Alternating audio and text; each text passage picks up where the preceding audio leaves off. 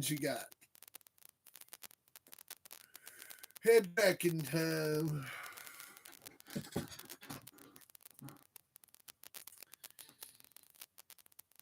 Let's crack some heads. Woo! Who needs that head cracked? Huh? Let's crack Rodney Sook's head. Huh? How about Rodney Sook? Isn't that his name? Rodney Suck? Rodney Suck? Is that how you say it? Rodney Suck? We'll crack Rodney Suck's head. Hey, what's going on, Greg? I'm doing some head cracking, man. Whose head do you want me to crack, man? I'm doing some head cracking tonight. As long as it'll run. Sucks Miss Mouth. Yeah? Miss Mouth suck. That's amazing, Simba. Now there's a you talk about breeding the cold dogs and cur dogs and all that stuff. Chris, what's going on? Made famous. Hey, man, thanks for subscribing. Appreciate that, brother. Y'all hit the bell, ring-a-ding-a-ding. See how long we can stay connected. But yeah, Simba, boy, that's an amazing thing right there, man. Ranker. You know, he quit when he was being schooled. Doolittle brought him over to my house. We rolled him. Bob Stevens seen it. He was there that day. We rolled Velvet the same day. We sure did. And we curd that Simba dog out. Doolittle, oh, don't tell Garner. And that dog was a cur. He was young when he quit. He was 15, 16 months old. He was a puppy. But he was a cur from beginning to end. What's up, Cool C? What's going on? Yeah, so it didn't surprise me when he quit. Oh, man, read it cover to cover. Well, you know, now, somebody as advanced as you, there's a lot of in-between-the-lines stuff in there. You're going to have to go back and read that again because you missed a lot of stuff. You missed a whole lot of stuff. You have to go back and read that again there, Greg. You're a good reader.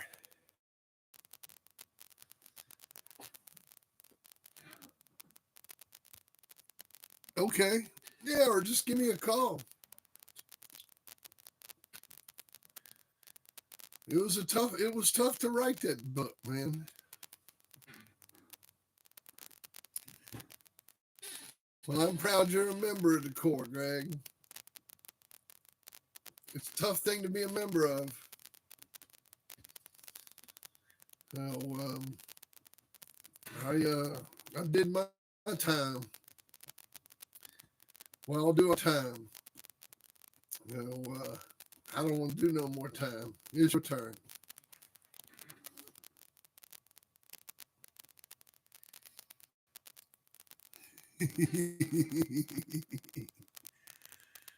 Hey, man. Well, you know, it's like them old Stratton books. You go back and read those again. Now, when you read them when you were a beginner, you didn't even recognize the dogs in there, did you? You go back and read them now, you know who Kern's Lucky is.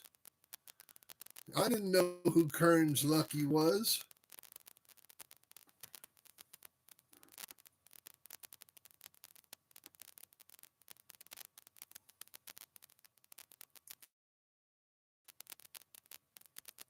Oh, I appreciate it, Greg. Yeah, man, it's a good addition to your library. And you probably hadn't even got into the jump drive yet. Wait till you get into that. So, there's a whole lot to that, too.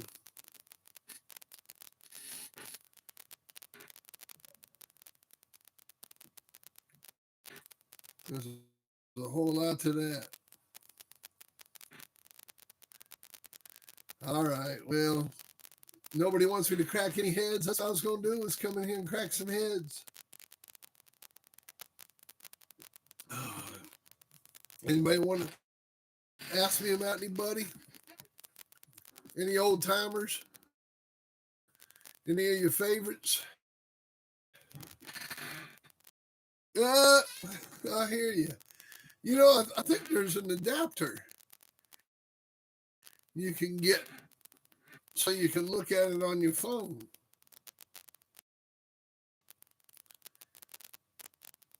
Uh, I've seen them on at Wish, where you can get an adapter. So I'm sure you can buy it on Amazon or eBay and plug that USB right to your phone. It's nothing complicated. There's nothing heavy duty on there that your phone can't process.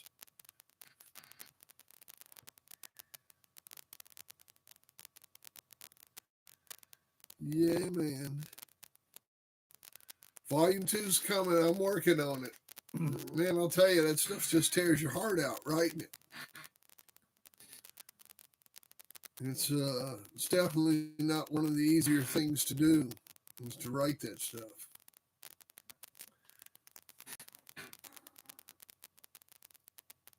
Oh, man, my feet by my pool. I hear you, man. Oh, Gary Hammonds.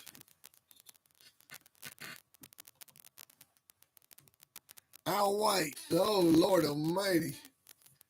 Al White, we can definitely crack Al White's head. Yeah, we can definitely crack Al White's head. I hate to be so hard on Al White. He,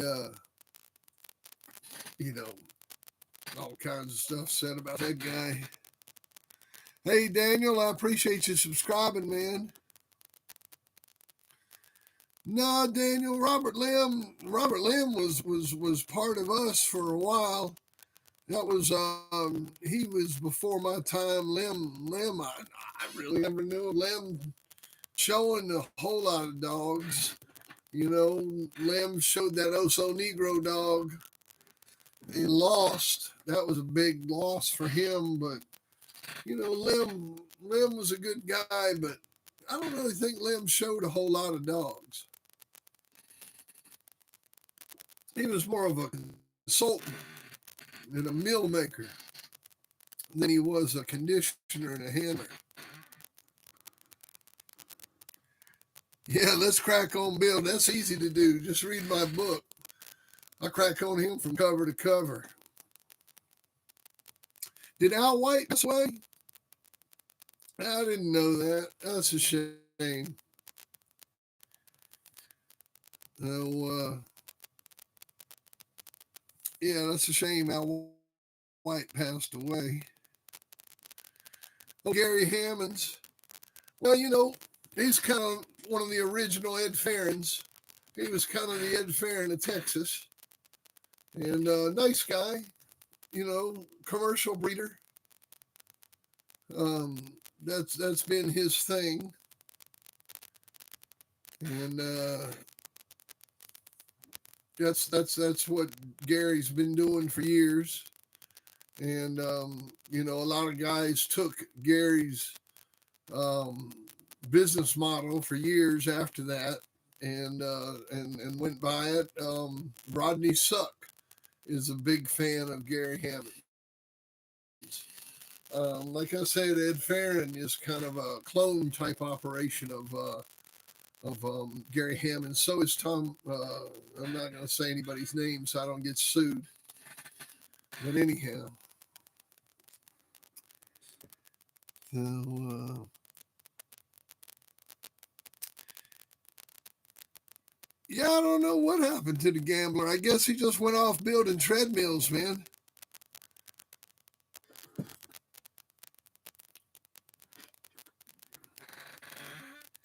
Yeah, I don't know what happened to him. You know, went off building treadmills and hanging out with, you know, the boys and just, you know, just, I don't know. I mean, they are what they are. They hang out with who they hang out with. Yeah, I don't know nothing about the Chico Lopez line. I mean, when you go back to Stone City, to Champion Nico and Awesome Buck and where all that stuff come from, Stone City Kennels are top-notch guys. I knew those guys, and from Puerto Rico, and they're really, really top-notch people. So, where those dogs came from were really good people. Now, as far as where they ended up, I don't know that guy. I mean, what I've heard about him and seen about him and stuff, I choose to crack that head, pow. But he seems to be uh, uh, quite the character in today's dog world, and real active. And it's a shame, but it's he's definitely got lots of controversy with him. He makes me look like a lightweight. But I don't know him, and I don't really know anything about his dogs.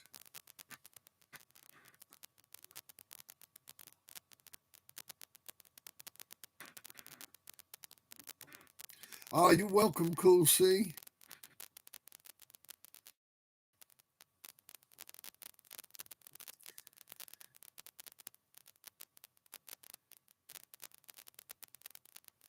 Yeah, like I said, Lamb, man, he talked a lot about different dogs and stuff, and but he, as far as his breeding program, and I think that Tuffy dog, that was Stinson's Tuffy. That's who that was. It was Stinson's Tuffy and Stinson's Dolomite, and I believe they were litter mates off of Carver's Gringo.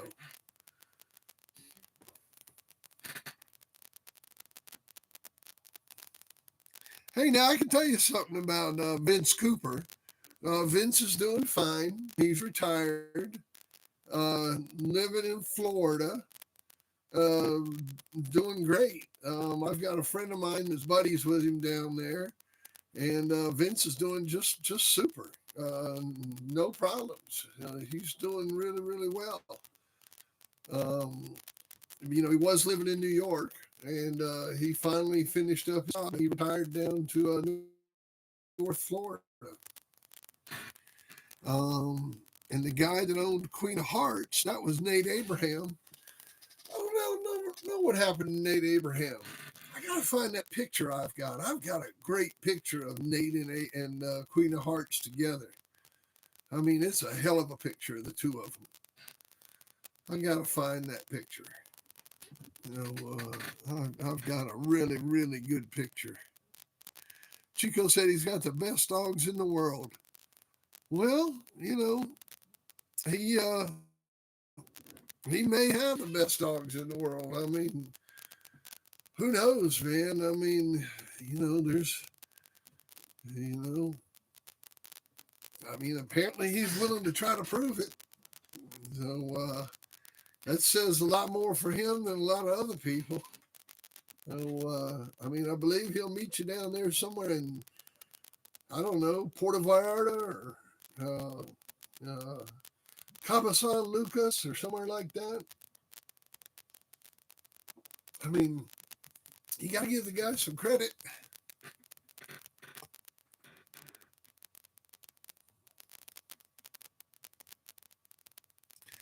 Yeah, like I said, I never heard of him, Jared.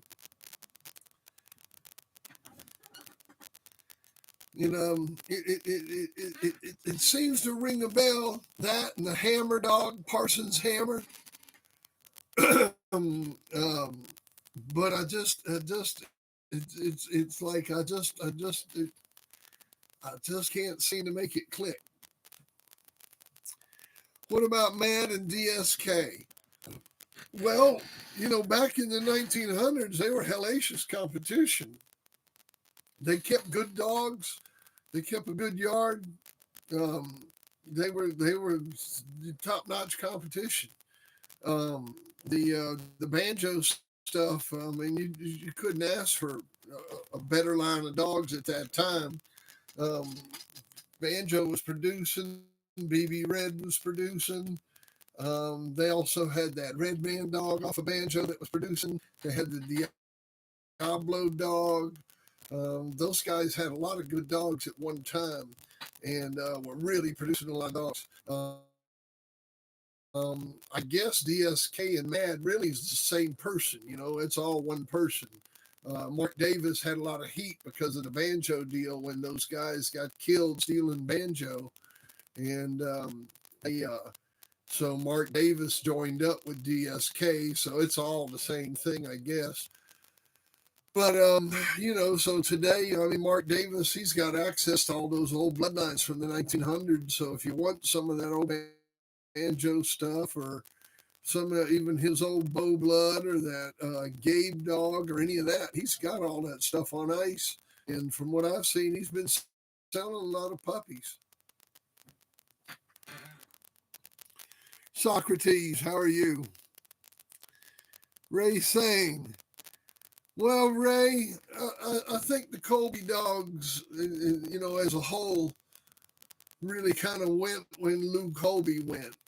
Um, they were on life support when he was still around, and if you could prove me wrong, then I'm wrong. But I the Colby Sam dog, he was producing good, and there were several good Colby dogs at one time. But by 2011, the Colby family had really shrunk down, and after Lou died, a lot of that stuff was left in the hands of of his sons, and they don't really seem like they were as interested as Lou was, where Lou had just put his whole life into his dogs.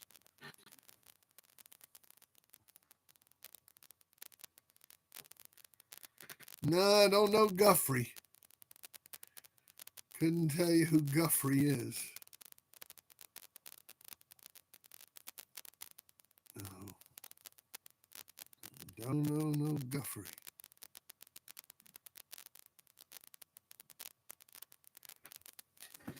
Don't know no Guffrey, man.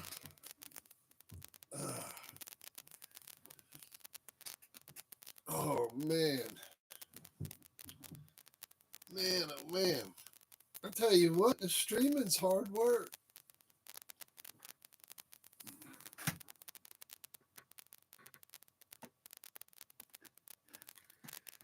Oh, I heard that, man. Well, I sure hope so. I'd hate to come all the way out from California and not bring some of that killer.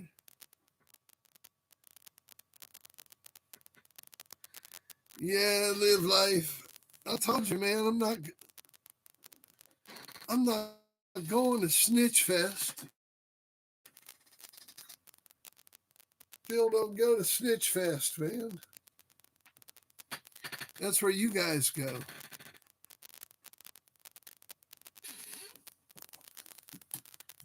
Why the fuck would anybody want to go to that thing? I mean, what do you do? You stand around and look at puppies and eat catered barbecue. Man, we cooked all that shit. We killed it and cooked it ourselves. That was half the fun. So, I don't know, man. Like I said, everything's changed. Yeah, nah, cool. See, I'll pass on that, man. I don't want all you psycho motherfuckers up at my house. Hell no. I done that. See, when we had the pig picking, what it was we threw it on Labor Day weekend, right? And either we threw it Labor Day weekend or we threw it on the weekend of my birthday, which was August 24th. And that's if my birthday fell on the weekend. It just depended. And that's when the pig picking was. And what the pig picking was, if you were a dog man, a real dog man, and had weights, and you were going to be active this coming fall, then you came to the pig picking. And you called your weights, and you hooked everything up, and you met people, and you got phone numbers, and you networked, and you had a good time. But that's what the pig picking was about. It wasn't about uh, um, uh, hanging out, kissing somebody's ass.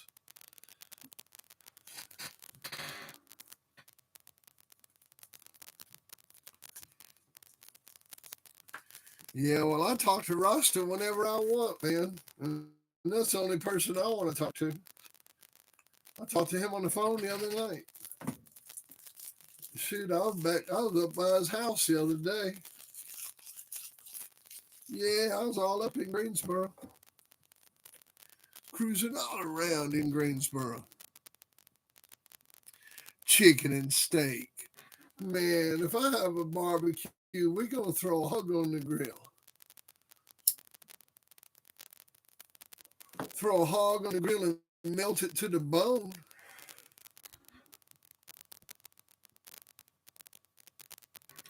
Yeah, I didn't know them, Bill. I didn't know them. Glad I didn't know them, too. How about you, Bill? Did you know them? Did you know Rick Halliburton and Marty Reed, Bill? Yo, uncircumcised, what's up, my brother? With the extra on the end of his dick. I got the same thing.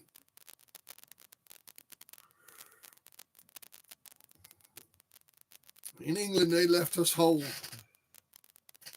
Oh, yeah.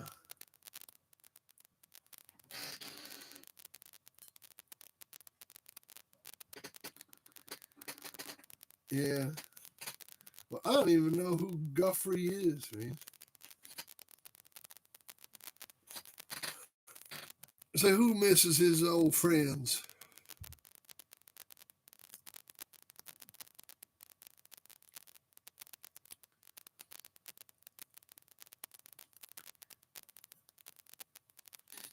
You hear them dogs barking. Barking like hell. There was a big old raccoon out there on the yard today. Guess all these animals coming out. Oh, yeah, it's going good. But yeah, them pig pickings, man, I used to throw, they had a purpose. And, we all got together and networked, and everybody got together and met. We all learned something, and it was an interesting time. And the old times came because they wanted to. They were there too with dogs. And not with dogs themselves. Nobody brought their dogs, but they brought their weights. And that's what that was for. And it was just a good time with dog people getting together and everybody throwing weights. But it certainly wasn't a love fest, that's for sure. It was business, man. It was a business meeting.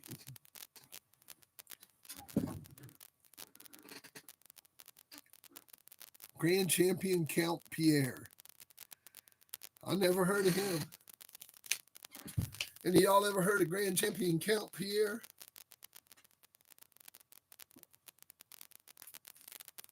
Let me look him up. Oh, if I do, I'll probably blow my signal. I need to go get my other phone if I'm going to do that stuff. Somebody else look him up.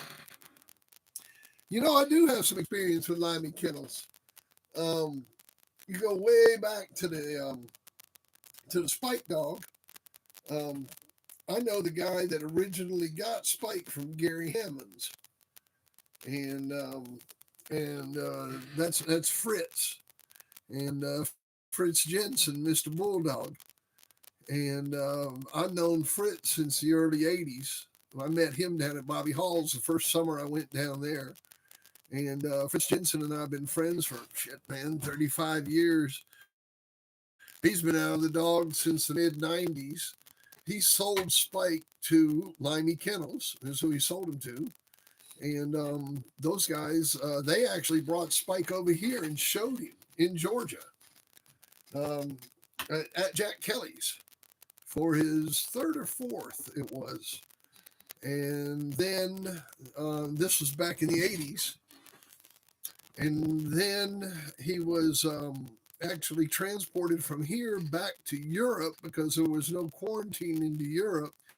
And then they transported him by boat, smuggled him by boat back from Europe into England, so that they didn't have to run him through quarantine again for 6 months. So yeah, Limey Kennels, man. And then the original Limey Kennels is Ray Heather. That's Goldeye. And I've known Ray Heather again. I've known Ray Heather 30 years, man. I've been to shows with him in England, in London, and know him well, know him real well. So, good people, real good people. We got to understand, I'm from England, and so in the 80s and 90s, when the dog game was still going on in England, I went over there quite a bit, and partook in the dog game in England.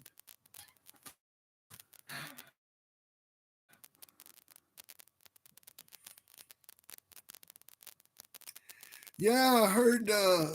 Let's see, Pineapple Kid. I heard he passed away. Ed Ramaya passed away. God rest his soul. Um, yeah, yeah, that's a shame.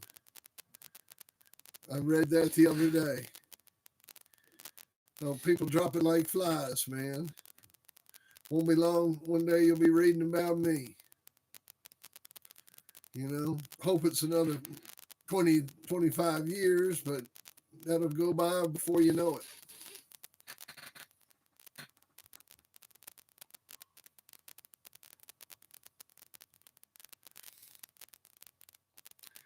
Oh, yeah.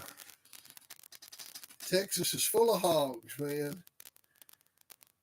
What we used to call the big thicket. You go down the big thicket, it's full of pigs. You go there between Tyler and Houston in the big thicket. And you can't miss. You can't miss.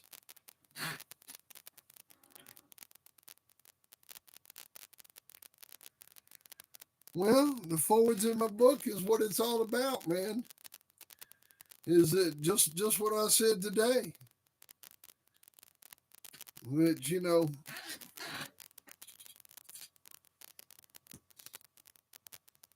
mean, you read it. What's it say to you? As an author, you have to take certain steps,